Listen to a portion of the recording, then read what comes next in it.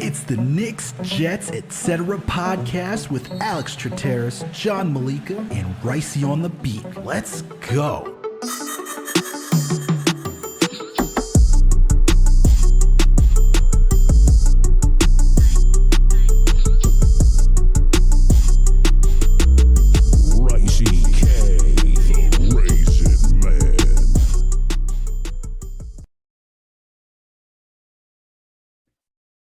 Yo, what's good, everyone? Alex Trataros here with another Knicks episode of the Knicks, Jets, etc. podcast. And with me, as always, my buddy, my coach, my pal, the man with the plan, the one only, Brook Lopez. John Meleka. Before he asks Brook, John, how he's doing today. Everyone, you know what it is. If you listen to this podcast and you haven't done so already, please make sure to do so. We're on all audio listening platforms. We're on Apple, Spotify, Google Play, Amazon, Alexa, Stitcher, you name it. We are there. If you listen to us on Apple or Spotify, please make sure to give us that 5-star rating. And if you listen to us on Apple, please make sure to leave a comment. We'll read it. If you also don't know, we're partnered with Minute Media and Fanside, so you can find this podcast through Minute Media, the Minute Media Podcast Network, and on Fanside through the Daily Knicks and the Jet Press. Because why? We talk Knicks, Jets, etc., but mainly Knicks and Jets. So, hey, you can find us over there on those websites. We're also on YouTube, Knicks, Jets, etc. period. No one writes it out, etc. That's just wild. Subscribe, hit that notification bell. That way you know when a new episode drops. When you watch a video, hit the like button, leave a comment, add to the conversation. We want to know your thoughts and opinions. Tell us if we're wrong, right? All the above. We want to know. We'll engage with you. We'll talk to you. Shout out to the regulars, I-95 Bully, Butter de Ponta, all right? You guys are always holding it down in the comments. We appreciate it. And Sublime, whenever you're in there, we haven't seen you in a minute, but I'm sure you'll come back around. And while you're also over there, we got another podcast, Winning Picks Weekly. John, video producer Greg, co-host and our guy, Chip Murphy. These guys go down everything. Football, basketball, hockey, baseball, golf. All levels. Rough levels. Golf weekend. Brook? Rough golf weekend, I guess we got Brook Lopez doing some gambling too, but it's all good. You go over there, you can check them all out. These guys will break it down for you. If you need to put money down on the line, these guys will got you covered. All right, but make sure to bet responsibly. And last and certainly not least, please make sure to follow us on all social media platforms. We're on Facebook, Instagram, TikTok, Twitter, you name it. We are there. John, Mr. Meleka, or for today, Mr. Brook Lopez, because you partied. You are a wild partier out there. You got the voice of Brook Lopez. Got some questions for you, Mr. Lopez. What's up, man? What's it like playing with Giannis Antetokounmpo? Huh? Is it cool? What's he like in the locker room? I don't know why this keeps happening to my voice, but here we are. Giannis is good. He's a weirdo. Brings in Oreos sometimes. Talks to us, makes dad jokes. We just nod our heads because he drops 45 points a game, so we don't care. He can do whatever he wants. Cool. So do you and Robin still make comics anymore? Are you guys still doing that, or are you guys done with that? And I beat up mascots now. Oh, okay. That's a new one. Who's your least favorite mascot? Paul Biz Nasty from TNT, the mascot of the Hurricanes. That's my least favorite mascot right now. Shout out to you, Paul Biz Nasty. You heard it here first. Brook Lopez doesn't like Biz Nasty. He doesn't like the NHL that much, but hey. No, he doesn't like business because he's a New York Rangers hater. Him and Whitney. And we're going to come back in this series, baby. Just for them. You heard it here from Brook Lopez. Brook Lopez being a New York Rangers fan is something I was not expecting today. But enough with that. John, how are you feeling overall, man? Your voice, it's gone once again. This is not the first time the listeners have heard Brook Lopez on this podcast. Won't be the last. I promise you that. That's what I like to hear. We need it. We need this type of entertainment. But what's going on, bro? How was your weekend? Sounds like it was fun. Yeah, I had a good weekend. Summer's back in New York City. Voice is gone. But it was a good weekend, dude. The Rangers won. The Yankees are murdering. NBA playoffs is fun. NHL playoffs are fun. Everything's good. I have a wedding coming up. I'm best man at a wedding coming up this week. Ooh, so nice. My voice being lost is perfect timing. My whole family's in town. Got the grandpa from Egypt coming in through. Cousins from Australia. Everyone's coming. My brother's coming. Everybody's coming this week.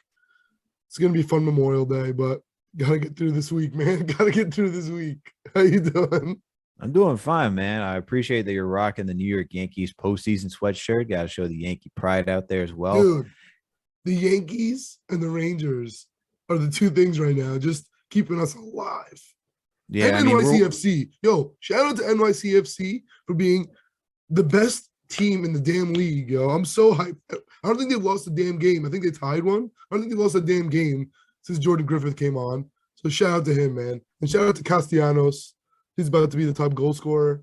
Man, New York City sports right now is looking okay, like a 4.5 out of 10. But you know, for what it's worth, that's really optimistic. Lots of hopium for what it usually is. We're usually like a 1 out of 10. that's a fact. That's a fact. But hey, man, that's good for New York, right? Especially Yankees. You know, that's what I'm tuning in for. New York. Yankees are doing their damn thing. At least one of our teams is keeping our hopes alive. But for you, obviously, it's a lot more. New York City Football Club. Gonna start getting on that train. Gotta start getting on that train with you guys. And then the Rangers. I'm not really a big hockey guy, but hey, New York is thriving. That's all that matters, baby. But we ain't talking about those sports today. We gotta talk about the one and only New York Knicks. All right, because chatter's going around, man. Chatter got stirred up today for 2 reasons. We're gonna talk about those 2 reasons and then talk about some NBA playoffs. But let's start off with the first reason because it hits home, man. It hits home. Mr. Incarcerated Bob himself, who's known to be right at times on Twitter. He is broken.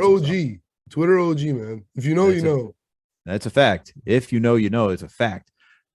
He tweeted out today that the Knicks and Mitchell Robinson most likely will be parting ways. As I'm pulling up the actual tweet, you know, just so for those of you who don't know, he has been known to get in the mix for Knicks and Jets rumors, and sometimes Giants during the off seasons. I would say he's a Hall of Fame baseball average, but that's not to say he's 100% from the line. So we take it for what it's worth. However, I wouldn't just throw it away and say, who the hell is this guy?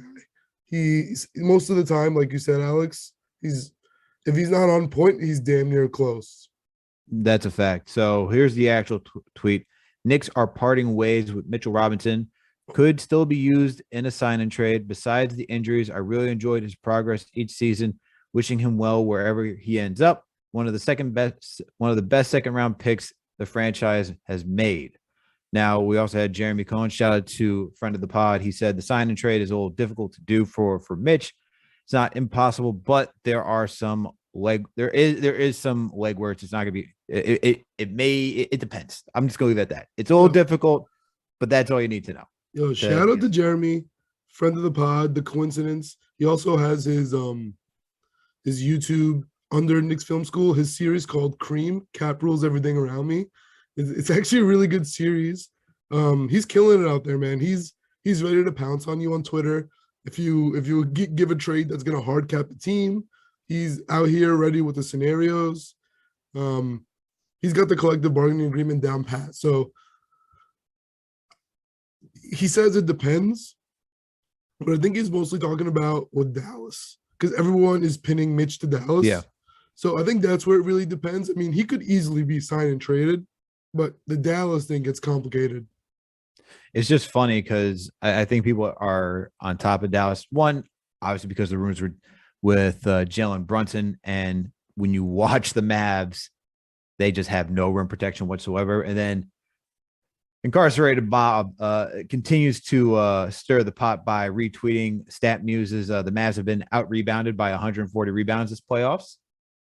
Then goes on to retweet that he also broke the Tom Thibodeau to the New York Knicks as #1 head coach news back in 2020. So you can't just brush away what Ivy has said. You just gotta be like, all right, let's work with what we got and see what happens. But regardless of that, he put it out there. It's out there right now. And the last thing I will say that he added is that multiple teams are ready to throw multiple bags at Mitch. Knicks love Sims and also may draft a big. Plus, Noel is kind of around. And this isn't saying that the Knicks don't like or want Mitch. It's the market that he will command and the price tag that has them making plans elsewhere. So it's more so the Knicks, not that they don't like Mitch. It's the fact that the money that he could be getting is a little too steep for their blood. So let's get into this, man, because there's a lot being said about Mitchell Robinson right now and the thought process around there. So let's start off with him, the value that he could command from the market, right? Because as we're seeing right now, we see that, especially for a team like the Dallas Mavericks, rim protection is very important. You go out there, and in some matchups, you're able to go small. But then you watch games like against the Celtics, against the Miami Heat, and you see Bam Adebayo just going to town. And, it looks like, hey, I wish I really had Robert Williams out there right now to go against Bam Adebayo. Or you start looking at the Mavs who are playing the Warriors, and they're like, hey, we have Dwight Powell not doing it. Kevin Looney's kind of beasting on us, which is a weird sentence to be saying, but this is where you start. It's disgusting for the Western Conference Finals, but it's whatever. But this is where you start seeing. This is where you even brought up too, John. You said you need two centers, or you always talked about you need two centers, right? You need one that's capable to be that small ball guy in the playoffs, but you also need your traditional center. So let's talk about regular Mitch. Season center. Regular season, but hey, look, they still are needed in the postseason depending on the matchup. I'm not saying you don't get rid of them. They could be a liability, like Andre Drummond, Rudy Gobert. Rudy Gobert. Hey, Rudy Gobert, the ultimate regular season centers. That's what I'm saying. Unless you have someone like Nikola Jokic or Joel Embiid, which is only two guys, right? Kind of tough. Joel Embiid, by the time he gets to the playoffs, usually missing a finger, missing a foot, something. Injury, not a guy that you sit. He's a guy that you play. If he's available, he's playing. It's not like, oh snap, Rudy Gobert's out there. Where is he? But let's talk about Mitch, man. Let's get back on that. So I'm looking at Mitch. What do we say? 14, 15 million is what probably the market told asking for him. Do you think that's too much for him? Let's start off there. What do you think about that number for Mitchell Robinson annually? 14 to 15. So just Mitch or the Knicks signing Mitch for that price? The Knicks. See, so the problem is we have Noel for 30 mil, right? And then we have Sims, who's pretty decent, and his contract is going to be up soon. And then we also have Taj Gibson, who plays decent minutes. And sometimes those minutes are against centers who Mitch Robinson just simply can't guard. Like, they're just like, yo, we need you, Taj, because Mitch can't guard this guy. And so when you're talking about spending $25 to $30 million annually on the center position, and you still don't even have a go-to guy who can play defense on the best center and score a bucket by himself, I think that's just a bad idea. Like, that's way too much money for that issue. And then sometimes Sims is gonna be the guy because we see him playing free safety out there and setting decent screens. Like, we're gonna put Sims out there with virtually $50 million, whatever it is, like on the bench for centers. It just sounds silly in today's NBA. If you get rid of Noel, you could pay Mitch $20 million. You know what I mean? Like, that would be fine. So, what do you think? I mean, I agree with you. I think it's more so the Noel thing. And I'm glad that you brought that up. I think it's more so the Noel thing, more so than a Mitch thing. That the more and more we see Noel like not playing and the contract aging, that's the mishap. Like, and we keep saying it too on the spot. Like, we understand the good business of like signing Noel for giving the money they did for, the past performance and this and that. But and he also becomes a tradable contract.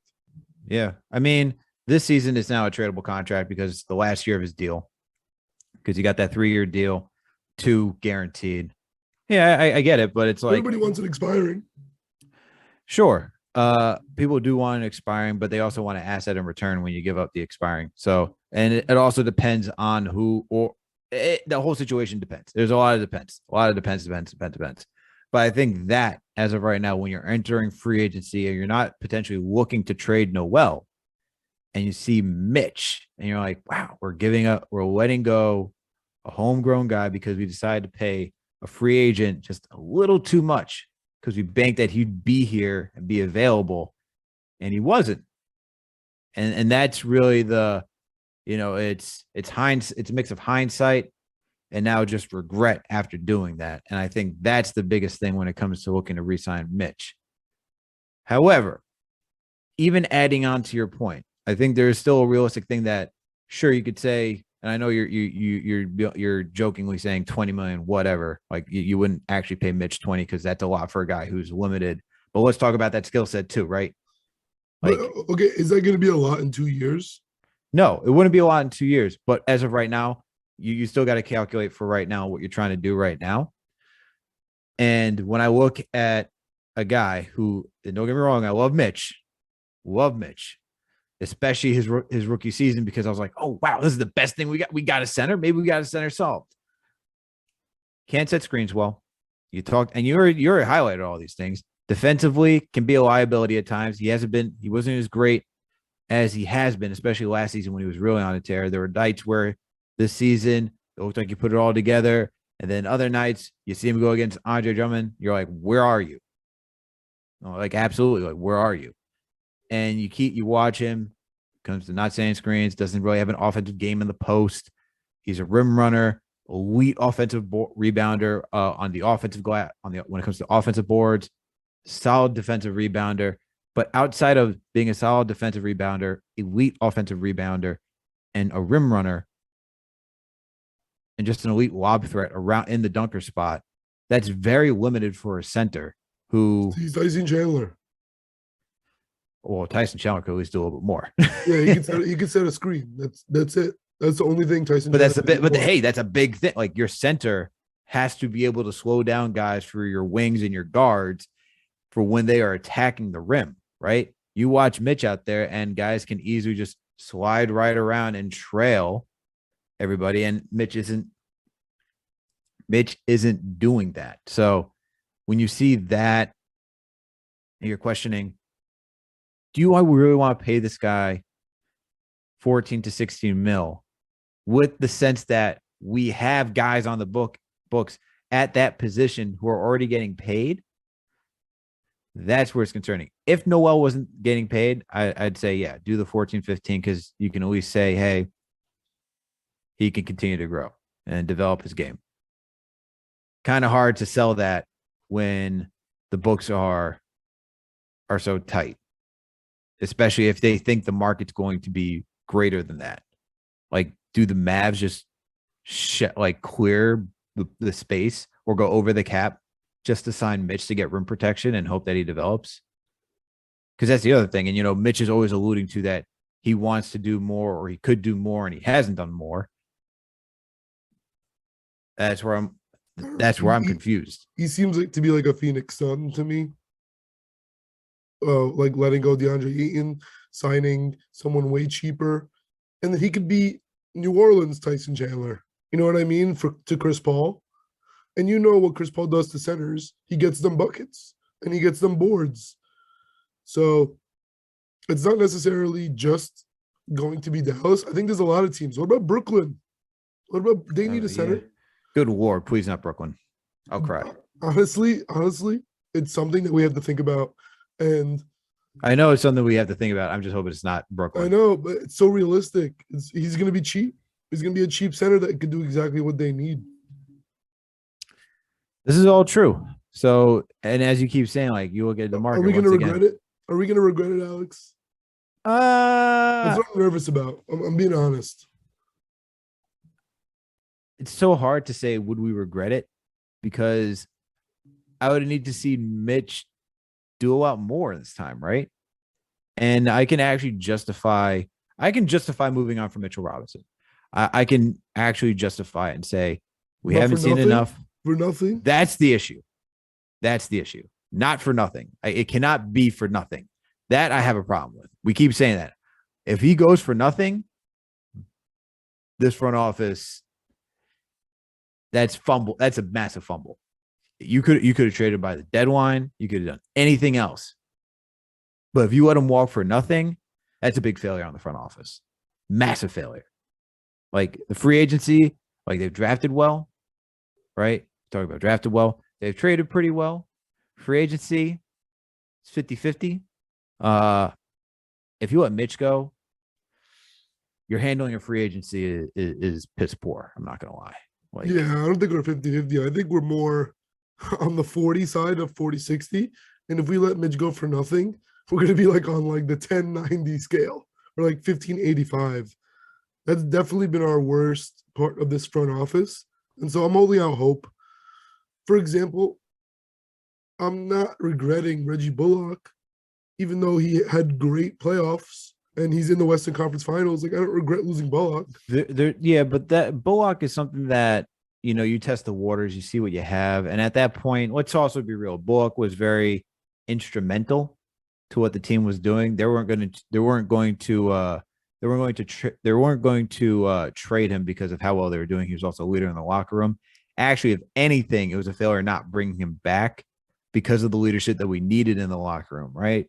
There's a little bit of continuity that you look at Evan Fournier. Sure, Evan Fournier hit the threes very well, but outside of that, what else did Fournier do that wasn't like that much different than Bullock? Bullock gave you some better defense. Fournier didn't give you that good more defense. Threes. I remember you were yelling about Bullock's inconsistency. At least Fournier was consistent with making threes. He was consistent with making. I mean, Bullock was consistent with making threes once he got to the halfway point. Same with Fournier around the same time. That's true. So I don't know, man. And I don't know. There. Can we just speak on Dallas? I know this is the Knicks pod, but we have so many Dallas people, so many Knicks, ex-Knicks on the Dallas team. Like we mentioned Bullock, Frank, happy for him getting minutes. But can we just mention? Can we stop with the Frank though? Can we legit?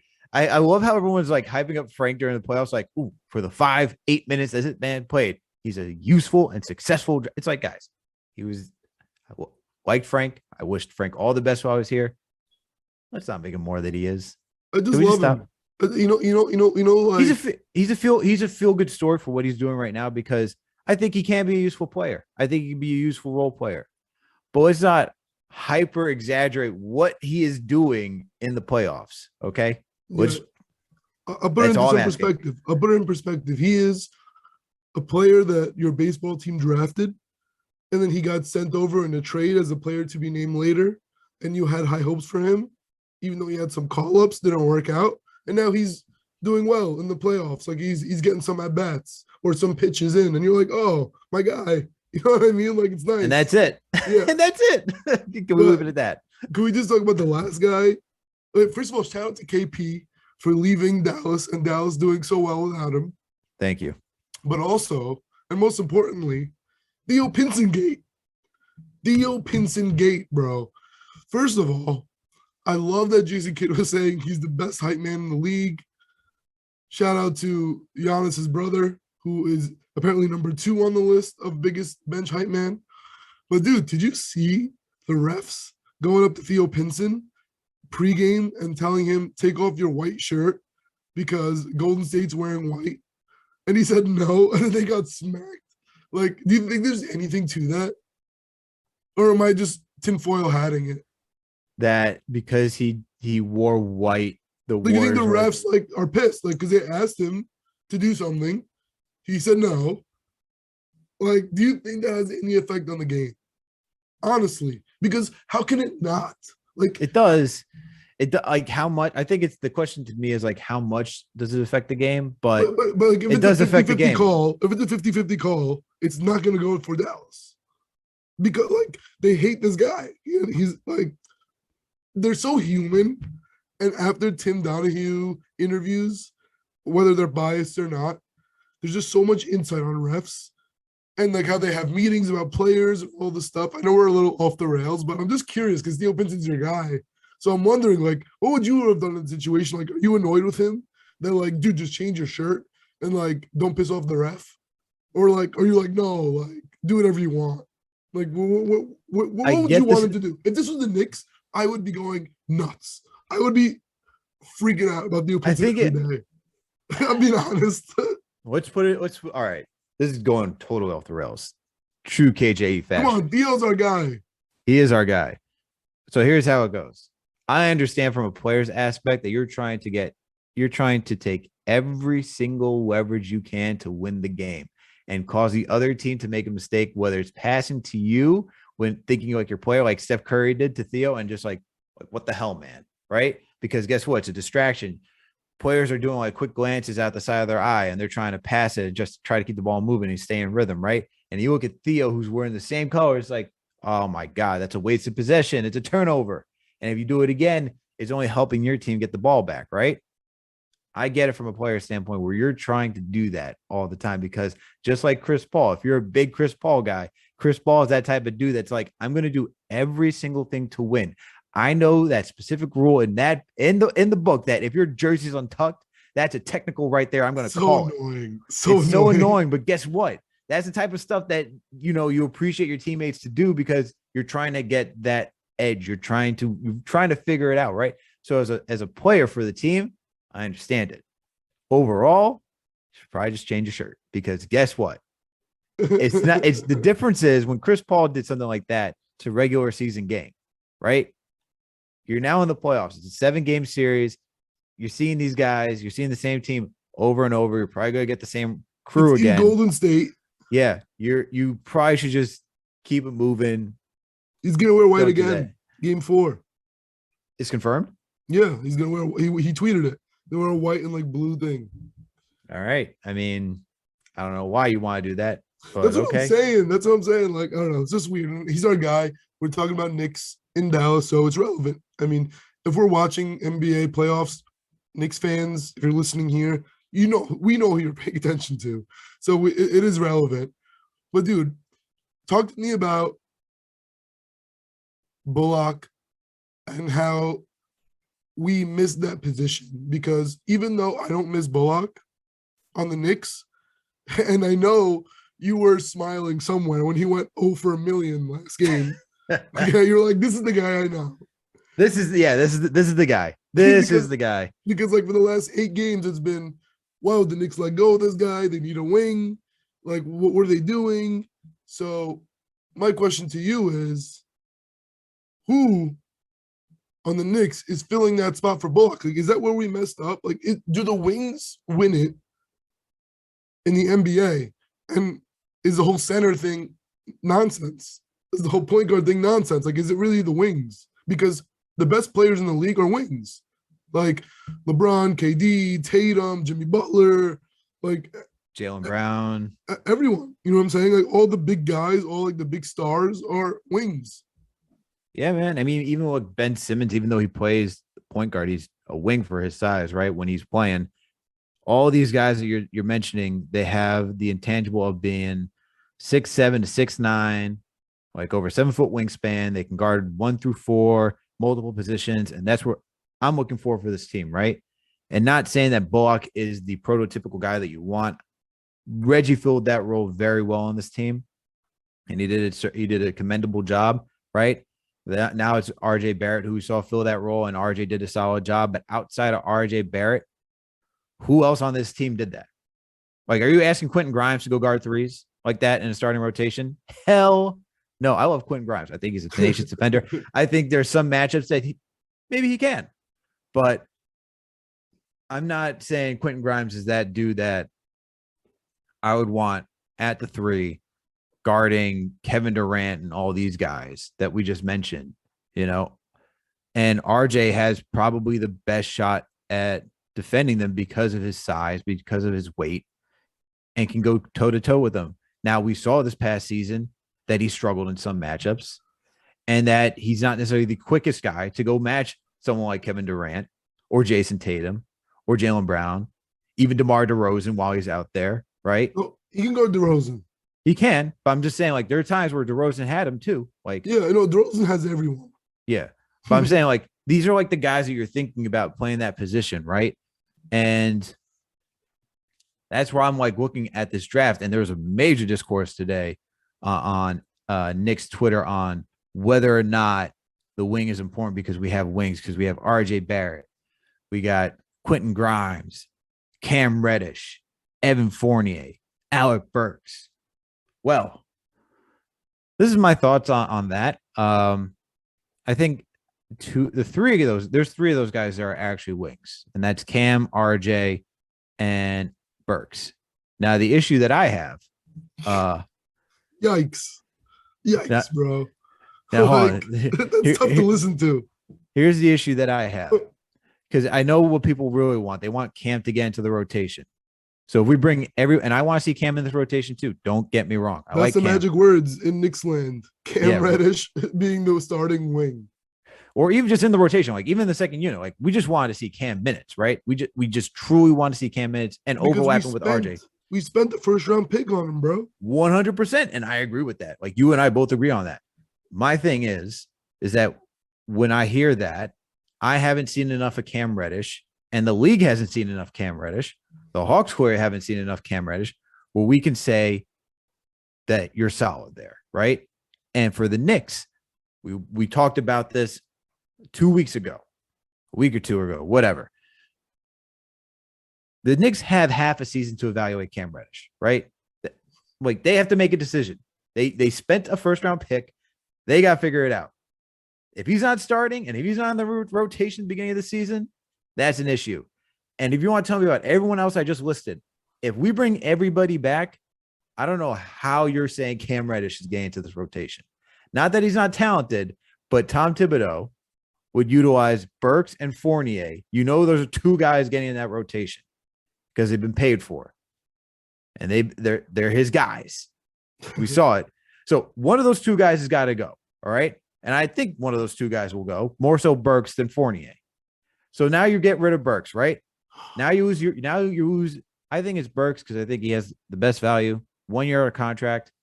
He has more value, and you know what he is. I think he has more value to Tibbs. I think so, but I think someone's got to get pulled. I don't think Fournier is going that quickly, and that's why I think he's staying around. So you got Fournier. You know RJ is going to be here, right? So let's play the game that you move Burks, right?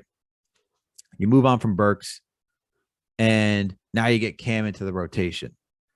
All right, you're dreaming. Tibbs hates him, but yeah, we'll play along. No, I'm just saying, like, this is like let's do it, because we also remember that the Knicks were looking to trade him to the Lakers, right? So that's also where I'm like, that was out there. We saw Tibbs was hesitant to put him in there. I know he wants guys to have full off season, and we hear that Cam's in the gym trying to make that impact so that way he can get into the rotation and crack the Knicks rotation. So he's trying to put into the work. He's trying to put in the work, right? Let's say he gets in there. Okay, so now you got two guys that play the wing. Do you trust Fournier as a defender? I don't. Like, this is what we're talking about. We're talking about guys who can guard and play offense. Fournier, I think at best is an awesome bench player. I think 6th, 7th guy. If he's your starting, he's not playing 3 because that didn't happen. You're lucky he's not in Orlando, because if he heard that, he would drop 45 on our head. I know, right? And like Evan Fournier is 6'7", but he didn't play small forward because I think Tibbs knows if I play that man at small forward, he's getting cooked. So you can't do that. He played shooting guard. All right, so you got RJ. Cam, I think Cam could be out there. I think Cam could do well. He has to learn the defense. All right, now you're going to tell me Grimes? I still think we need more wings. I still think we need more guys who are like 6'5", 6'6", 6'7", can guard multiple positions, 1 through 3 minimum, and who could score some offense and play defense that can do both. Like, I think Cam can do both. RJ can do both. Fournier can't do both. Quentin Grimes can do both, but I don't think he's not that size to guard so many. He's like your true prototypical small shooting guard. 6'4", like in traditional height, play shooting guard. That is a shooting guard to me. I think you still need another wing, man. I still think you need another wing on this team that's going to give you defense. That's where guys like Mathurin, that's where guys like Johnny Davis come into play. And it's like, All right. So, and I know people want to see Cam play. What's wrong with just having depth and having them both play? In a world where you have, say, if you even magically, in a world where you actually move Evan Fournier and Alec Burks and draft another young wing and give kids playing time on the New York Knicks, how does that make you feel? Yeah, it makes you feel great. Like that's what I'm looking for. And so I don't see, and this is the thing, I'm trying to add depth because I don't see Fournier as the long-term solution. He's here for right now. And I'm just looking at that for right now. Same with Burks. He's here for right now. But we're hoping guys like RJ, Cam, Grimes, whoever you draft, that's the future that you have. And also, you're trying to build competition. You can't just give guys to say, all right, can you imagine if you just give out, all right, guys, your role's already set. You don't got to worry about fighting for it. What's that? Never. That's not even real life. In real life, no one gives you there's very few places that give you that type of opportunity where it's like, it's all yours. You don't got to worry about anything. Like, you have to work hard to earn that. And there's no one outside of RJ on this team that has earned that. Right. So if you're telling me you're bringing in another wing, so you got some competition on this team, all right, cream rises to the top, I'm fine with it. You want to tell me you're going to draft a center? We've talked about on this podcast many times. I look at them as a running back. Here today, gone tomorrow. If it's not Joel Embiid or Nikola Jokic, what are we doing? What about DeAndre Ayton before I get into the wing talk? I mean, I like DeAndre Ayton. I know he's going to be a restricted free agent.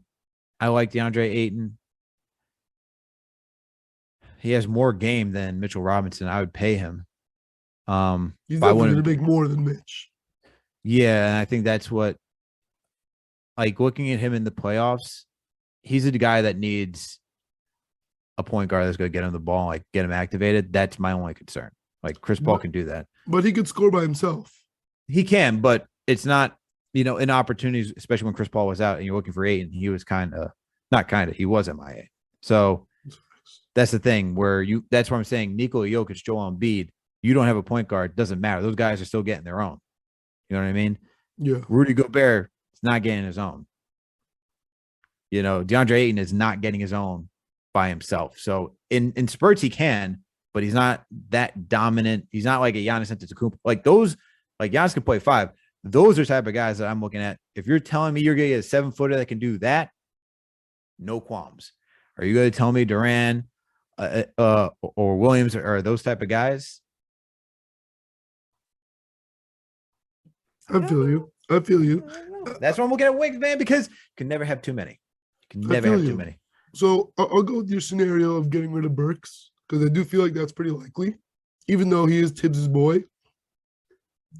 But I'm not going to tell you that we're going to play Cam Reddish because I think Tibbs and the team have seen enough. Even if the fans haven't, it's just one of those things where I'll throw it back to the Jets because that's pretty recent where we're like, yo, these linebackers stink. And then we hear, no, the team likes them more than you guys. You know what I mean? Or we love Bryce Hall. Like, let's use Bryce Hall, right? We love Bryce Hall. He's like Cam Reddish. And then the team's like, let's put him like CB3, CB4. You know what I mean? And we're like, no, he's going to be good. Like, we've been watching him since Virginia. Honestly, I think Denzel Mims is kind of more of like the Cam Reddish because the talent is there. The talent is there. But Cam Reddish had a chance. Like, he played with Atlanta. Yeah. Mims never showed it.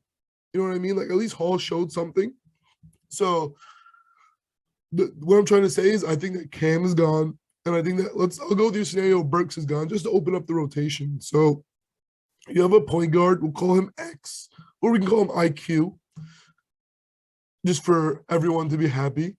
Shooting guard, my prototypical, of course, Grimes. I just feel like that knee injury is going to send him packing in a trade, to be honest with you. Even though I love Grimes, I'm the biggest Grimes fan probably that you know. And I feel like we could plug that in with Fournier. Fournier is not a bench player.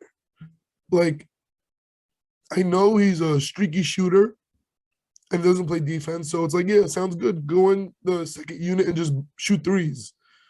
But he is really good in the starting lineup because you see what he can do, man.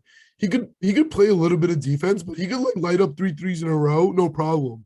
Like create by himself when the offense is stagnant, in a 5-on-5, like step back, fade away three, you know what I'm saying?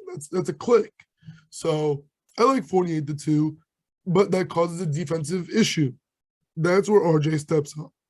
If RJ wants to be the rookie max, if everybody wants to cry because our guy Berman, who podcast guest, comes on here and he's laughing at Knicks fans who are making fun of him, saying, I think he should be extended, just not the max. And Knicks fans making songs about him, going nuts, like he needs the max, he needs the max. And then you're gonna sit here and tell me, I don't know if he can guard anyone. Like, dude, if he wants a rookie max, if he wants to be our starting small forward, he better lock up. He better lock up and he better make layups. Okay. Like, those are the 2 things he better do. And free throws. Make layups, make free throws, and lock up on D. That's all I need to see from RJ. Literally, that's it. So I don't think that's that big of a step up. Like, he's only 21. Like, that's not that hard for me. So he's a prototypical small forward for me. Where the Knicks, I think, are going to make the biggest difference, and it is a wing, just maybe not your stereotypical wing, but it's the power forward. We need a stretch 4 that plays defense. It was Randle. Like, it is 2 years ago, Randle. Like, that guy who's going to step up on D with your 5 behind you. That guy who's going to grab boards. That guy who's going to be able to be a playmaker, 2 out of 10 times. That guy who's going to be able to pull up a shot or pull up a 3. You know what I'm saying? When we need him. Like, that's the wing that we need. It'll be nice to have somebody like Jeremy Grant. You know what I mean? Like a fun, or a Jason Tatum. You know what I mean? Like, those would be nice. But RJ kind of clogs up that spot, in my opinion.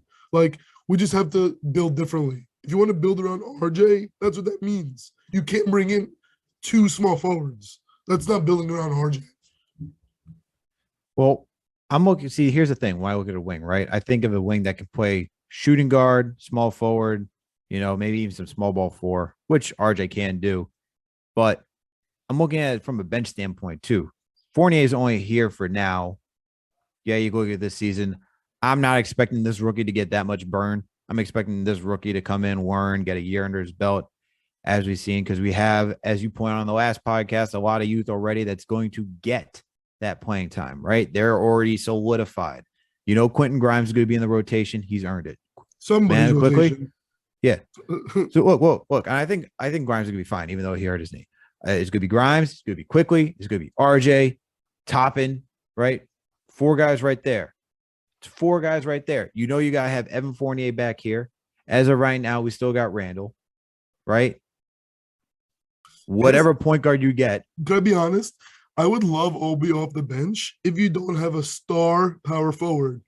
Because, like, the problem with Randle being a star, quote unquote, is he needed 40 minutes. So that's why Obi was crying about getting only 15. But if you get like a normal power forward, and you know what I mean? That doesn't have to play 40 minutes. You can play like 25.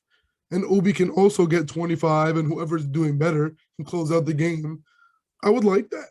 Like, Obi off the bench is a spark, especially at home. He's a spark.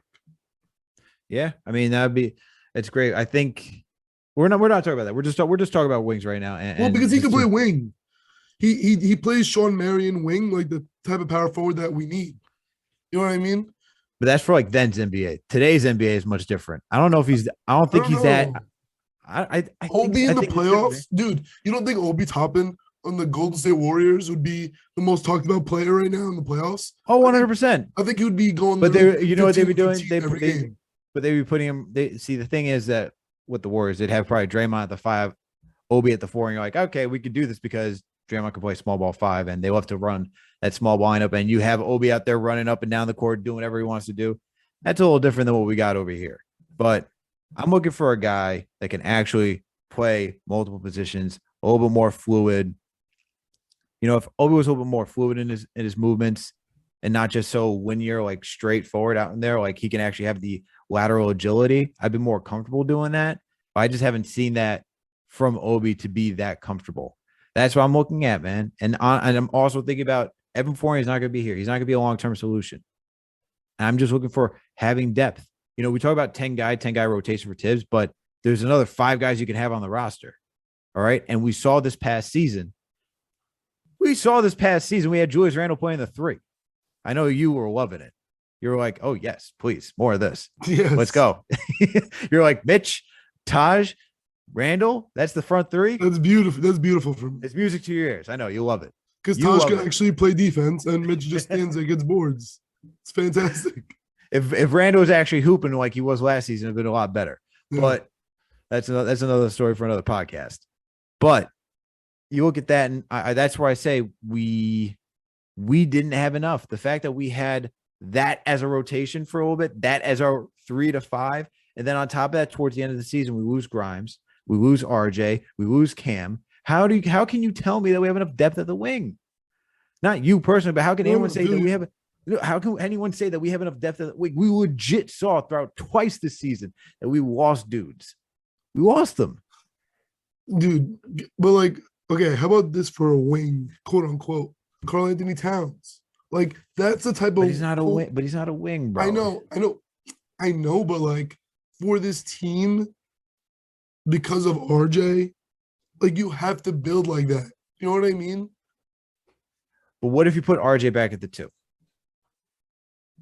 What if you decide to do that? What if you had RJ at the 2 and let's say Cam breaks that rotation. Let's say Cam comes in here, gangbuster, and can play the 3 very well, and you have that 2 and 3. That changes things. If you play RJ at the 2, Fournier is gone. But that's what I'm saying. That's what I'm saying. Like, I think that's the biggest question we have for RJ. Do you go back to the 2 because the 3's a little bit more of a challenge, or do you use him at the 2 and bully the smaller guards? I would love that. I would love RJ at the 2. So let's work off that. Let's work off that, okay? Because I think that may be the end goal for this team. I love that. I think we experimented at 3. I think it's a little bit too much of a challenge. I think the mismatch is him playing the 2 and bullying guys because of his size. I love that. So let's work with that. So let's say you get someone like Cam Fournier. This is where you say Fournier on a bench. This is where you say Fournier's out of here. Get Cam out of here. Get Fournier out of here. Who are you building around? Obi, Randle out of here. You got Obi at the 4. You got RJ at the 2. Like, who is the prototypical 3 there? Prototypical? I think for RJ, between RJ and Obi. Because I think Cam is that. If Cam actually puts it all together, like we saw the spurts, he can be that guy. I really do think. I think he can be that guy. I think he can be that guy. Can he do it? Because if he, but then after that, right? And then after that, this is where I say, because Fournier is not a long-term solution. Let's say you have Cam, you got Grimes coming off the bench now. Who else? Because you got to get rid of Burks. Burks is not a long-term solution either. We need wings. That's all I'm saying. Point guard. Everyone's out here saying we need a point guard. I know we need a point guard. Do you want Ty Washington? I don't really want Ty. That's just me. He'll be good. I think it's very redundant next to Emmanuel quickly. We already got one. Dude, RJ and AJ Griffin would be sick. Yo, that would be sick. That would be sick. Him or even Mathurin. Like I love Johnny Davis, but the more and more I keep looking into Johnny Davis, I think Johnny Davis is more of a 2. I think RJ, if we want RJ at the 2, it's got to be someone like AJ Griffin, Benedict Mathurin, like that. Those guys are gonna be good. Although Johnny Davis is my guy. Yeah, man. We just need more wings. I really think we need more wings. I don't think we have the depth that everyone thinks we do have. I get people want a point guard. It's not in this draft. I don't think that point guard we're looking for is in this draft. If you want a center, wasting 11th pick on a center, I would be okay with that if everything else was situated. Like if you told me, all right, we got a lot of wings, let's go for a center. Okay with it. Not feeling drafting a center where, like, I'm not even downplaying what Durant and Williams can do. I know they're very good players. I'm gonna be a little annoyed if we draft a center. I don't know if he's going to get playing time like that in a Tibbs rotation off the bat, like as a rookie, because that means probably Sims is going to be out there first. But if it's a second round center, I'm gonna be hyped because we hit on second round centers. Yeah, man. I'll take a second round center. Mitch, everyone. Hey, and look, like this is the other thing. Like Sims did pretty well as a starter towards the end of the season. That was no slouch for a kid who was on a two-way deal coming in here and playing some solid minutes.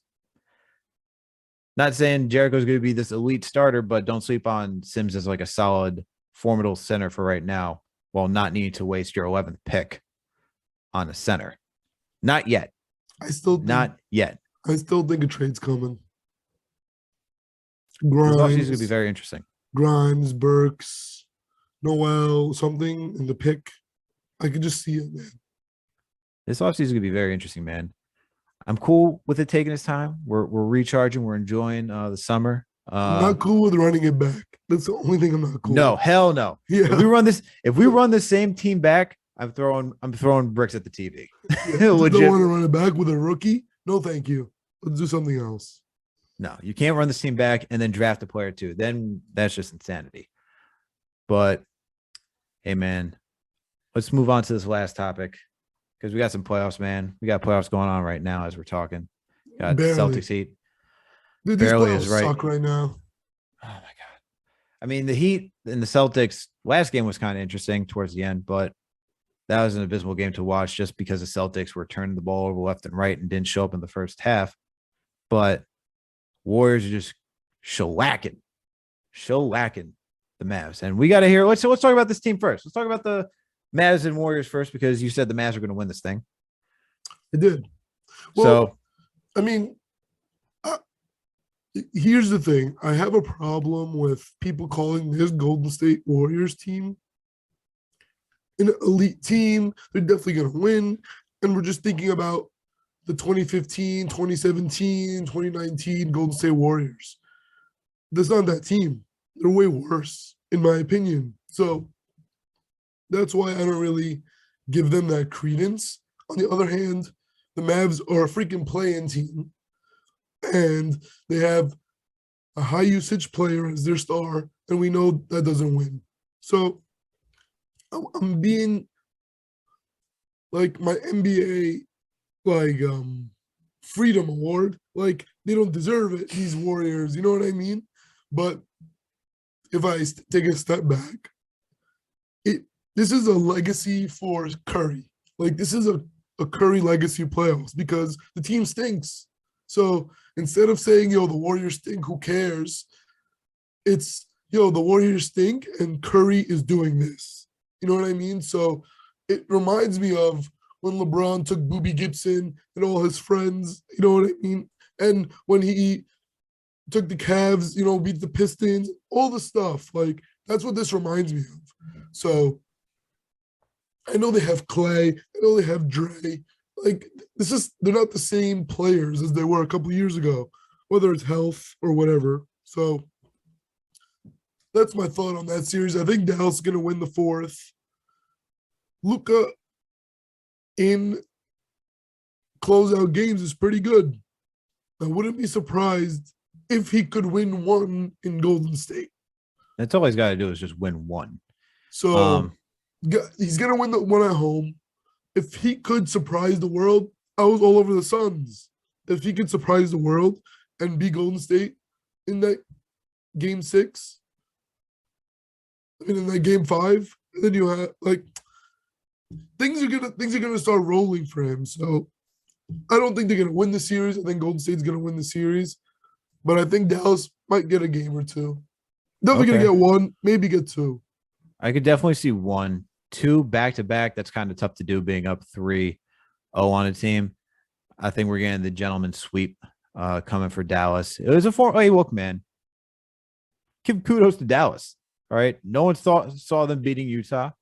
No one saw them beating Phoenix. So the fact that they're first-year head coach, shout out to Jason Kidd, doing a phenomenal job. He's been making great adjustments in-game adjustments, series adjustments. Dude's been figuring it out. Like, he figured out how to attack Chris Paul. It's like, look, no one's attacking Chris Paul for his age right now in the playoffs. And he's like you could see it. It was like, he didn't say this out loud, but you saw that and you can hear from reports that people were kind of easy on Chris Paul during the regular season. Jason Kidd, being a guy who's played in the league until he was 40, because we saw him on the New York Knicks, he's like, look, man, I know how he's feeling right now late in the playoffs. I've been there. I've done that. And he's decided to attack him. So shout out to Jason Kidd for doing a phenomenal coaching job for his first year with the Dallas Mavericks. And shout out to the Dallas Mavericks, man. They're playing, you talked about it, it's a high usage player. It's Luka Doncic. And not even just to be like a dick in saying this, but like, and everybody else, because it really is like that. All right. Like Jalen Brunson's good. You're getting some solid games here and there from Spencer Dinwiddie. You're getting some solid games out of the role players. Like the role players have been playing out of their minds for these last series. But legitimately, you need Luka. First series against Utah, you can give kudos to Jalen Brunson for doing his thing, right? And holding it down until Luka came back. But now you got Luka back. Those two have been leading the charge. They need a center. But this team is, and it's what I said, man, when we talked about the Warriors winning, when I said the Warriors are going to win this, it's just veteran savviness, man. These guys just know what to do. When you got guys like Clay, Draymond, and Steph, you don't need them to be perfect. They just know what they need to do. That's it. They know they've been here before. They already got past that first season jitters when they won the chip and went all the way, right? They've been in the playoffs before that to know what it's like to get to that point. But once they got to that point, they played LeBron James. They already know what it is. So it's not surprising that the Warriors are doing this, but I agree with you that this isn't the same Warriors team that we've watched in the past. This is nothing close that we watched in the past. All right. Like Klay Thompson, he's not looking like Klay Thompson old, man. This is not that same guy that was a two-way defender. You know that when he touched the ball, it was like, holy shit, like we got to watch out. This guy can go nuclear. Like he's shooting well. Like, don't get me wrong, he's averaging 20 points throughout the playoffs right now, shooting 45 from the field, 38.8% from three. But Klay's a 40% shooter. Like, that was the whole thing about Klay. Klay was a 40% shooter. 38 for Klay is kind of a little pedestrian. That's funny to say because 38 is like top tier shooting for anyone else in the NBA. But for Klay, like Klay Thompson, we've seen that guy do a lot more. So that's why, you know, when you watch him, and especially on the defensive side, that's where it's really the issue for me, that you just see that guys are willing to attack him. Like even when you watch him against Memphis, you know, John Morant, not saying that he would walk down John Morant and put him in jail, but he would have done a better job than what he did last series. Like Ja just is like, all right, let me go at him easily on a whim right before he went out. So that's just the thing. That's just the thing with Klay right now, you know? So, and it sucks to see. And just so everyone knows, when I say Klay is like a 40% shooter, this is Klay when he entered the league. 41.4, 40, 41.7, 44, 42 and a half, 41.4, 44 again before he missed time. That's during regular season, man. That's what I'm saying. Like we're watching Klay shoot 38%. This is different, man. He had a really good series. He made up for the playoffs. It was a good series for them. Yeah. I think it's going to be an interesting finals, Warriors versus Celtics. Yeah. It's going to be fun. And speaking of that Celtics series, it's a blowout. I think this is going to be the first series that I can remember. And tell me if you can remember a different one, or if you're listening, send us a comment. And do you remember another series that's going to go 7 with just blowouts almost every single game? Bro, I'm tired of all these blowouts. But I think it's still going to go 7. It's disgusting. I don't know if like this is where it's like it's just silly. They're going to win next game. And then Celtics going to come home, win that one. Like, it's just going to go 7. And it's going to be game 7 in Miami versus Golden State. I just hope it's not like last series, man, where we had 2 blowouts. Like, well, game Celtics Bucks was not a blowout. Phoenix Mavs was a blowout. But that was still fun, even though I was on the losing side. It was fun to watch because Mavs just came out of nowhere and just dominated, and Suns just crapped the bed. It really was like the 16-1 NCAA, where it's fun to see the Cinderella win. But you're like, damn, dude, I really just wish that Duke won this damn game. You know what I mean? It's like, God damn it. Yeah, like I want to see Duke play North Carolina. I don't want to see, whatever. Yeah, I mean, like right now it's 40-21. Boston's up against Miami. Can Boston, go all the way, like, and close this one I out because hope they not. need to? I hope it's a Golden State chip. Please, God. No, I'm talking about this series. I'm not talking all the way. Please, for the love of God, whoever makes because it's worked right now, it's gonna be the Warriors and whoever else. Please just God. Please, for the love of God. For the love of God, let it be the Warriors. Please. Also, that'd just be cool. And like to your point, and well, actually, I would touch on the Celtics after this. Like getting back to your point, like for Steph, like this would truly be a legacy thing. I agree 100%. Because now you put it in the same conversation where he's been to 5 finals, right? He's been to 5, won 3 out of 5. But if he goes here and wins this, that's 4 out of 7. LeBron twice. It's okay. You can lose to LeBron once. You only lost to LeBron once. Second time was Kawhi. Oh, that's right. You lost to LeBron, you lost to Kawhi. Like, that's fine. Go ahead. Yo, and the thing is, like, when you look at those series, like when he lost to Kawhi, like that Raptors team was legit. And it was just Steph in the end. You lose Clay at the end, and you lose Kevin Durant. All you had was Draymond. And a broken down Boogie Cousins. So shout out to Boogie Cousins for that one stretch. What was that, like game 2 last series where he just went off, or like game 4? Yeah. He turned back the clock for one game. You're like, whoa, all right. If this is the Boogie that we're gonna get, that's wild. So, look, that series, like, and you can get it because Steph gets a lot of hate. I don't get why he gets so much hate, man. He's just an awesome player, greatest shooter to ever play. Well, I know because I know it's mostly LeBron fans that are just going after Steph because exactly. That's what it is. Because he tarnished LeBron's legacy. So everyone just got to hate on it. So whatever. And because he runs away after he shoots a basket. That's annoying. And chews on his mouthpiece. Like my mom, any casual basketball fan who watches Golden State says the same thing. That's disgusting. What is he doing? Like, he's making a show. Like, he knows. You know what I mean? So he wants the attention. He's getting it. He shoots a shot. He runs halfway down the court before it goes in. He wants attention. So he's getting it.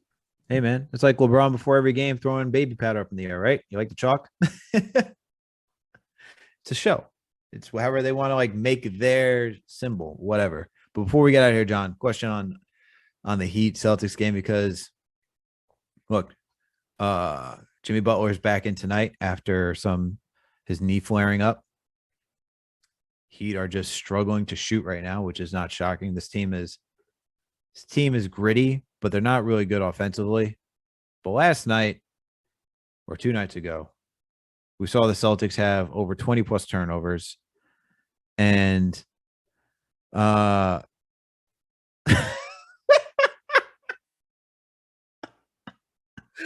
sorry. I wish everyone could see this. I wish everyone could see this tweet. If you don't know, obviously, because we follow the Jets, there's a new beat writer going to his second year on the Jets beat, DJ Bienemy. And he's a big Miami guy, Dolphins, Heat. And he just sent out a tweet saying, Bam turning right back into Kwame Brown is disappointing. That is tough. That is tough. That is tough. But do you think the Celtics will win this series, man? Or do you think the Heat's going to win this? Because this is a very weird series. Like watching it going back and forth like this. Just is. Like, yeah, the Celtics have over 20 plus turnovers last game, but yet they were in it towards the end. Granted, Jimmy was out, but Jimmy wasn't really doing much. Is this a thing where you're saying, all right, Boston was in that game, Boston's got the talent, they got the depth, they're going to win this thing? Or is Miami just going to grit this thing out and win it? What do you think? So you're asking me if I should take Miami live. That's what you're asking me, right? Essentially? Yeah, essentially. All right. What's the line right now? Oh, my God. It's plus 1,800. Yes. You should take the Heat at plus 1,800. But I wouldn't put too much money on it. I wouldn't put the rent on it. But I would sprinkle plus 20.5 and then plus 1,800. Okay. All right. I think they could close it into under 20. Okay. You still got the Celtics winning the series?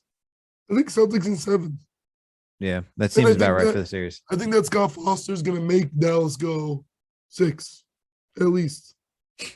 That man's a menace. Scott Foster extending games. The one that got away was the Brooklyn Nets and the Celtics. He's like, damn it. I failed you, Adam Silver. the one that got away. That man's looking at his picture like, damn That's it. actually mad funny. Oh man. All right. I think that's enough, man. I think we covered everything for today. Got in some Mitch talk, got in some wing depth talk, got in some playoff basketball. So thank you everyone for tuning in for another Knicks episode of the Knicks Jets Etc. podcast. You know what to do. If you haven't done so already, please make sure to subscribe. We're on Apple, Spotify, Google Play, Amazon, Alexa, Stitch, you name it. We are there.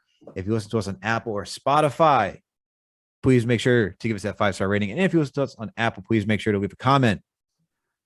We're also on Fansided. If you guys want to stream us on the internet, make sure to go check out the Daily Knicks or the Jet Press. Why? Because we're partnering with Fanside and Minute Media. So we're also there as well. We're also on YouTube. Knicks, Jets, etc. Period. Subscribe. Hit that notification bell. That way you know when a new episode drops. When you watch a video, hit the like button. Leave a comment. Add to the conversation. Let us know what you think about this episode. Let us know what you guys think about Cam Reddish. Whether you think we have enough wings on this team. Whether or not we should draft a center. I know we're looking for a point guard. Do you guys think there's a point guard in this draft that Knicks should take? Let us know. All right. Let us know what you think about Mitchell Robinson as well. And if you want to talk about playoff basketball, we just love basketball. So make sure to chime in there as well. And as you see, John is quite the gambling expert guru. He said, don't put the rent on it. If you want to take Miami live right now, you can't do that because this is recorded. So sorry, guys, you missed a chance to do so. But I took 20.5 while we were talking. nice. See, there you go. This is what John does. But if you want to hear more about this, make sure to go check out Winning Picks Weekly. It's also on this on the YouTube page. All right. Also partnered with Minute Media. So you can go find the podcast over there as well. And you listen out to John, but you got our video producer, Greg, co-host, and our guy, Chip Murphy. All right. These guys go through everything: NBA, NFL, PGA, MLB, NHL, you name it. These guys got you covered. All right. These guys got you covered. But make sure to bet so responsibly. And then last and certainly not least, please make sure to follow us on all social media platforms. We're on Facebook, Twitter, Instagram, TikTok. Thank you, everyone, for tuning in for another Knicks episode of the Knicks Jets Etc. podcast. And thank you for Brook Lopez for coming on in the first 5 minutes and giving us his takes on what to like to play with Giannis and the rest of the team. We out. I think Brook will be back for the Jets and Winning Picks Weekly episode. Hopefully not, though. It's all